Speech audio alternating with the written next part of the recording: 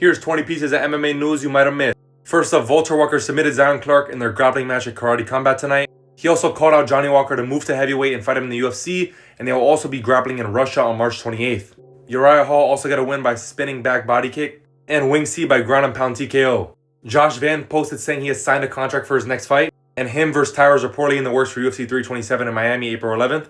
Curtis Blaydes versus Josh Hokit is reportedly also happening on that card. Tom Aspinall is not vacating his title or being forced to vacate. He also posted saying still in the game, but his eyes are in bad shape. He cannot track moving targets with his eyes and taking 32 eye drops a day, experiences vertigo and dizziness when changing direction suddenly, misses people's hands when shaking them, and has to ask others to drive him places, and also struggling with his kids and continues to deal with a black spot in his vision. He also says he loves MMA but hates the business side. He thinks that fighters are just completely replaceable and the business will make you feel that way any chance it gets. Corey Sandhagen is annoyed that his name isn't in the conversation to fight Petr Yan, but Neil Dariush says his next fight could be his last.